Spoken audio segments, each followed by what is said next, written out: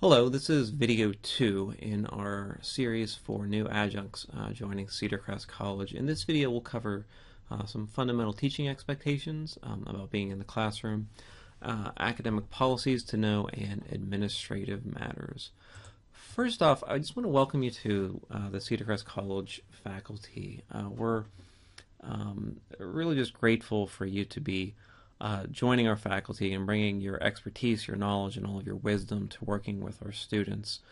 So the quality of Cedar Crest education really relies on the wealth of experience and knowledge that our faculty bring. So I hope that you will find a group of colleagues on the faculty here at Cedar Crest College, and that you'll be very much part of the community of teachers and scholars helping to educate our students. So for this first section on teaching responsibilities, what we'll do is just map out some basic expectations. You should provide a syllabus to your students. A syllabus should have your contact information, the course information, any required textbooks or other materials that you have, as well as a schedule for your class meetings or any class assignments that you have throughout. Your department chair will be able to provide you with either a sample syllabus, we have a syllabus template that'll help you to get started, or previous syllabi from other offerings of the course that you can use. So please distribute that to your students. You can do so through the learning management system, the online course website that all courses, whether they're in person, online, or hybrid, have access to. Also, what you'll need to do is to submit a copy of your syllabus for each class section that you're teaching to the provost's office, and you'll do that through your department's administrative assistant. You're welcome to just email a Word file to your administrative assistant, and your assistant can upload it to the provost's office where it's needed. You want to be giving some thought to evaluating your students fairly in a timely manner. If we think about the student profile that I mapped out, especially with first generation college students, it's important that you're making your expectations clear as a faculty member. Your presumptions about what students should know, and sometimes the students' expectations for what they're thinking what might be required in a classroom can often be different from one another. So getting a sense of just how you'll be evaluating students, and then providing timely feedback, right? So that's feedback as to student performance on a given assignment in a way that they can make improvements, right? So that they can learn from mistakes that they might have made, or to understand the next assignment that's coming down on the schedule. So you'll need to make sure that each class you're teaching has a graded assignment or assignments prior to the midterm, because we'll be asking for midterm grades. And that's especially true for our introductory and intermediate courses if they're 100 or 200 level. So please prepare also and meet for each of your classes. You'll find a course schedule given from the registrar's office. Again, your admin assistant can help you find that if you don't have it already. And that'll have the room number, your days, and meeting times. Typically for, say, a standard 3-credit class, you'll be meeting for the equivalent of 3 contact hours in a given week of a 14-week semester. A contact hour is the equivalent of an hour. It's about 50 minutes. So that's either a 50-minute period, or if you're meeting all at once, that might be a 2.5-hour period. So be sure that you're meeting each assigned class meeting time. You will also want to hold appropriate office hours and make those known on your syllabus for out-of-class meeting times. Typically for a 3-credit class, a 1-hour window in which students can contact you or stop by your office if you're teaching in person, or find you online if you're holding virtual office hours, would be appropriate. Again, so it's about 1 hour for a typical 3-credit class per week. You'll also want to confer with and advise students in an individual manner. So if they have questions about an assignment, or if they're not quite sure how your individual class fits in with the curriculum, you might want to spend some time framing that with them.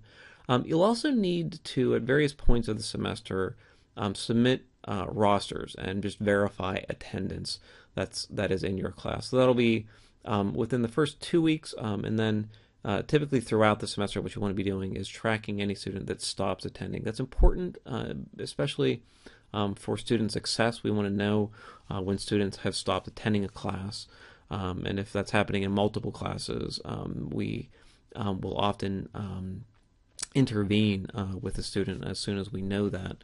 So it's important from that reason. It's also a federal regulation, so students who are taking out student loans, we need to verify that they are attending the classes for which they're reporting to. So the way that we do attendance reporting is through a tool called Finish Line in My Cedar Crest, and that will be a resource that I map out a bit later in these videos is how to do that, how to get to the website. So for each student absence that you have during the first 2 weeks of a semester-long class, what we'll ask you to do is to report that through Finish Line. So Finish Line reports will go to the student so that they'll know that you've noticed that they're not in class. But they'll also go to the student's advisor and up through the Student Success Center and the Provost's office for that centralized tracking. The reason we do this for the first 2 weeks of a semester is that what we found is that can be a marker of student success later on at midterm or say finals. Of course, by the time we're checking final grades, it's much too late to intervene and help a student because if the student's having trouble, final grades have been submitted and there's nothing really that we can do at that point. So an early marker, something we know, hey, here's a student that we might need to reach out to, is whether or not they're attending class. And we ask you to report attendance for any reason, an absence for any reason. So for instance, if a student emails you and says, well, I can't be in class this first meeting because I have a family obligation or a work obligation. Or the student says, I missed class last night because I had car problems. Even if you know, or even if it's a legitimately excused absence, we want you to report that back to us through Finish Line, because it is likely that the student who has family work obligations or car problems is going to have those same issues further on into the semester. So it's important that we know that early on in terms of being able to intervene and counsel students. If you're in an accelerated course, so one that's meeting in, say, 7 weeks in the 7-week format, or teaching over the weekend where you've got accelerated hours, just think about what the first 15% of the scheduled contact hours would be, or in the 14-week semester, about the first 2 weeks of that. If you're teaching an online course, attendance should be counted by the completion of assignments in those first 2 weeks. So not simply if you're monitoring when students log in and how much time they spend. Attendance here means doing something actively in terms of the completion of assignments, whether that's a discussion board or a piece of writing or some other assignment.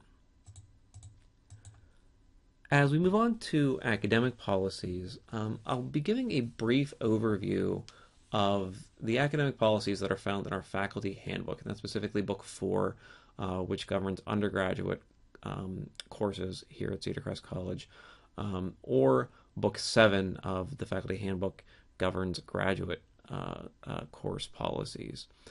So with these, we'll just be doing as a quick overview. If you have detailed questions about these, referring to your department chair or the college's registrar's office can be a good resource. So the first policy to be aware of is FERPA. FERPA is the Federal Educational Records Privacy Act, otherwise known as the Buckley Amendment.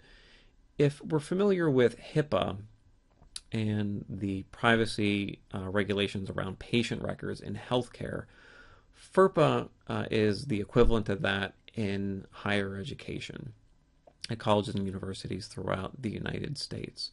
So effectively what FERPA provides is that you may only disclose parts of a student's educational record to that student herself. Back when I was an undergraduate, it was a kind of common practice for professors to leave stacks of graded papers sitting outside their office for their classes to come filter through and find theirs and ultimately pick up and leave.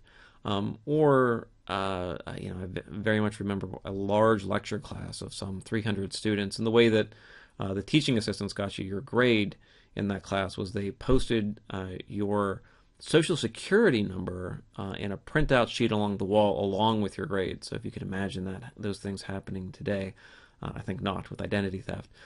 But with FERPA, what we need to be very careful about as faculty is ensuring that graded information for a student is not given to anyone other than that individual student.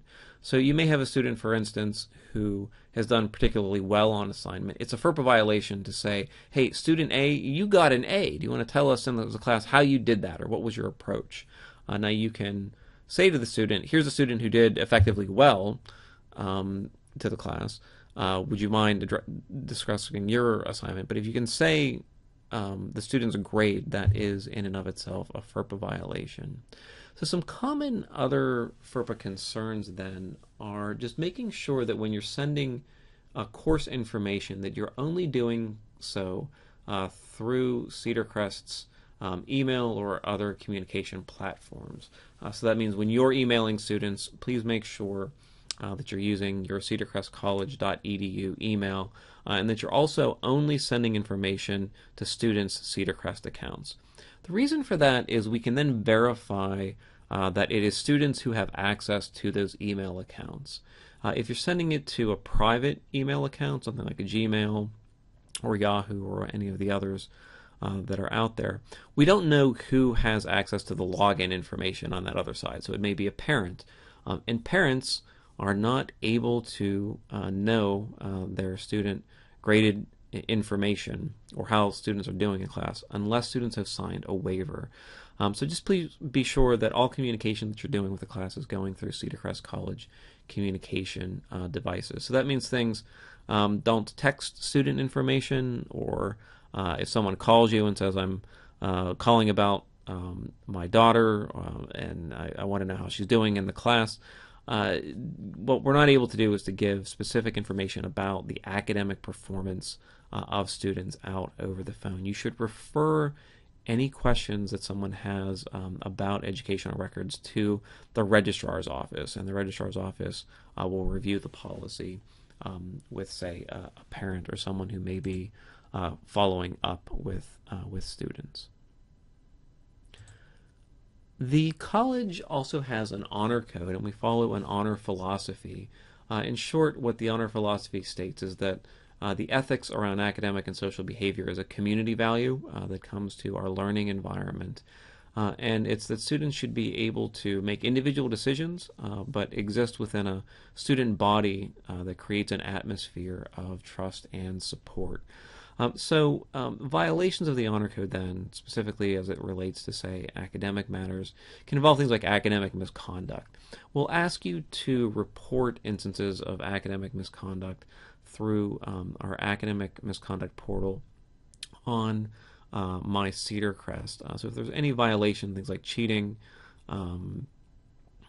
plagiarism, or collusion, two or more students who are working together when you've told them not to, it's an individual assignment, we'll ask that those kinds of misconduct be reported so that we have a way of tracking it.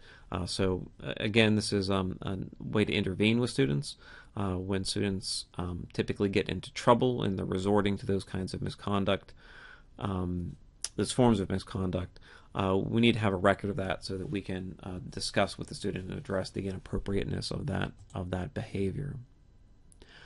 Another academic policy to be aware of is our accommodations statement. So the college complies with the Americans with Disabilities Act and Section 504 of the National Rehabilitation Act, so that students with documented disabilities have fair access to reach their academic potential within a given college course. You'll receive, once your roster is finalized for a given class, any specific documented disabilities for which students should receive accommodations. A very common accommodation is, for instance, time and a half in completing any timed assignments, such as an exam. So if you would typically give a student an hour to complete an exam within your class, a student with a disability that's documented and has this accommodation would be entitled to receive an hour and a half. And there are some others, such as distraction-free testing environments or other potential accommodations that may be there. So that kind of accommodation will be sent from the Student Success Center at Cedar Crest College. You may have students who will come up to you at the beginning of a class and disclose that they have a documented disability, and just making sure that you've received their documentation. It's important, however, that if a student comes and says, well, I have a disability and I have this issue, so I should get time and a half, but you don't have documentation from the college about that accommodation, that you refer the student back to the Student Success Center. That's in the Office of Academic Services, and specifically Disability Services. We should not be granting accommodations to students if they haven't documented the disabilities and the need for a particular accommodation. Regarding other administrative matters, just quickly, your administrative assistants will get you started at the beginning of a semester with things such as having a key to an adjunct office if you need assistance with textbooks or ordering other materials for a class, or other departmental issues such as making photocopies or distributing assignments that you have. If you have questions regarding things beyond the needs of a particular department, things like rosters, gradings, exams, questions, the registrar's office can be very key to answering those typically. Getting started in being hired at Cedar Crest, information technology will have automatically set up an email for you and a login ID for the campus network. So Cedar Crest uses just a unified email platform through Microsoft Office, and we use the Cedar Crest online learning environment. It's our LMS, Learning Management System, through Canvas. So all online courses, all hybrid courses are taught through Canvas, and if you're using an LMS in a face-to-face class, you'll be using Canvas. Campus police are available if you need a parking permit and to sign up for our emergency notification system, the E2 Campus platform. And finally, the College Center, which is the Tompkins College Center, located near the administration circle around Blaney Hall, is the place to find an ID card, right? So a faculty ID card. One final policy, administrative policy to be aware of is regarding class cancellation. If you've signed up for the E2 campus system, which our third video will show you the way to do so, that system provides the fastest notification of any closures on campus. So if it's snowing or there's other inclement weather or some emergency that's happening, the E2 campus system will be the first notification that anyone receives. You can also refer students to our inclement weather hotline, which will be updated as soon as the decision to close the college has been made. And then there will typically be a notification of campus closure on the Cedar Crest webpage and the My Cedar Crest website for notification. So there are a number of other community resources, things like television stations that will regularly update a list of school closings, and Cedar Crest will be on that. That typically lags behind these other notification systems. So if the college closes, you don't need to notify students. It's their responsibility to be aware of that.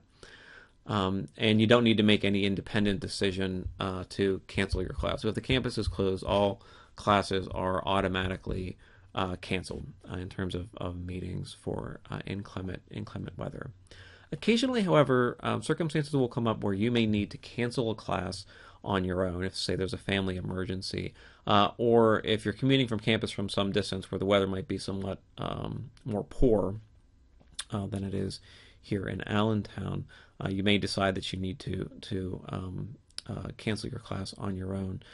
Please include a statement on your syllabus as to how you'll notify students in the event of that. So typically, say a class-wide email that you send out will handle the matter. Or if you want to sort of do double diligence, recording a voicemail on an outgoing voicemail on your on-campus extension or ways to notify students.